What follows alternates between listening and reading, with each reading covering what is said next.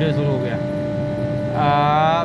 View circuit में आना है, फिर सर्किट 1 में आना है, फिर डेटा में आना है, फिर सबसे पहले नीचे जाना है, स्क्रॉल करके एंटरिंग वाटर टेम्परेचर, फिर लीविंग वाटर टेम्परेचर, इसको लेके फिर यहाँ से बैक कर देना है। बैक करके फिर इसको प्रेस करना है, यहाँ पे प्रेस करेंगे डेटा में। फिर उसके बाद इवापोरेटर प्रेशर, इसको क्लिक करेंगे। फिर यहाँ पे तीनों इवापोरेटर का प्रेशर दिखाएगा। उसके बाद बैक करेंगे, बैक करने के बाद कंडेंसर प्रेशर पे फिर क्लिक करेंगे। फिर ये तीनों कंडेंसर का प्रेशर दिखाएगा।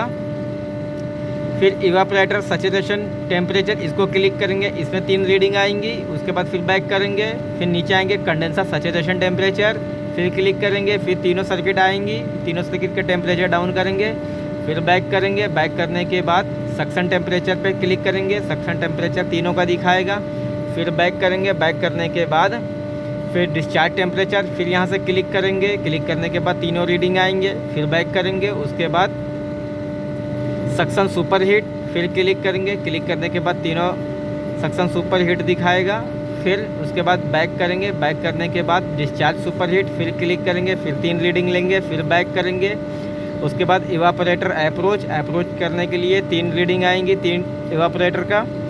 फिर उसके बाद इसको बैक करेंगे, बैक करने के बाद क्या ये इवापोरेटर, इसको नहीं लेना रीडिंग। फिर है कंडेंसर अप्रोच, कंडेंसर अप्रोच का लेने के लिए फिर क्लिक करेंगे, फिर ये तीनों रीडिंग लेंगे, 3 रीडिंग लेने के लिए। उसके बाद बैक करेंगे, बैक करने के बाद फिर ऑयल प्रेशर का लेंगे, ऑयल प्रेशर लेने के बाद ये तीनों कंप्रेसर का लेंगे ऑयल प्रेशर रीडिंग। उसके बाद फिर बैक करेंगे, यहाँ से बैक करने के बाद फिर आएगा ऑयल प्रेशर डिफरेंशियल, फिर यहाँ से क्लिक करेंगे, क्लिक करने के बाद फिर ये तीनों कंप्रेसर का डिफरेंशियल आएगा। फिर यहाँ से बैक करेंगे, बैक करने के बाद एक्सपेंशन वॉल पोजिशन, फिर ये तीनों कंप्रेसर का एक्सपेंशन वॉल, अभी एक कंप्रेसर चल रहा है, इसके लिए 1 रीडिंग आ रही है। उसके बाद बैक करेंगे, यहाँ से रीडिंग लेने के बाद फिर है ये प्रेशर रेशियो, इसको रीडिंग नहीं लेना है।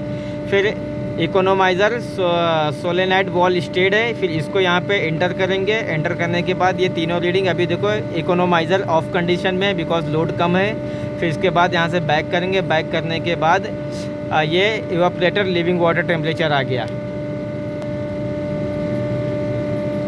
इतना रीडिंग लेने के बाद फिर इसको बैक करेंगे, बैक करने के बाद फिर कंप्रेसर में आना है, बैक करने के बाद कंप्रेसर 1 में आना है। फिर इसको एंटर करना है, यहाँ से एंटर करने के बाद यहाँ पे आपको लेना है स्टार्ट, ये देखो कंप्रेसर का स्टार्टिंग टाइम दिखा रहा है। यहाँ पे रन आवर्स लेना है, रन आवर्स भी लेना है ना, रन आवर्स पे क्लिक करना है, सॉरी रन आवर्स, इस पर यहाँ पे एंटर करेंगे। ये तीनों कंप्रेसर का रनिंग टाइम दिखा रहा है, टोटल कितने रन आवर्स चल चुके हैं। फिर यहाँ से बैक करेंगे, फिर साइकिल टाइम, फिर क्लियर साइकिल टाइम, इस पर नहीं करना, कैपेसिटी इस पर एंटर करना है। कैपेसिटी पे आके फिर ये तीनों कंप्रेसर का कैपेसिटी अभी कितने कैपेसिटी पे चल रहा है, अभी देखिए कंप्रेसर नंबर 3 चल रहा है, कंप्रेसर नंबर 3 चल रहा है जो 50% लोड पे है।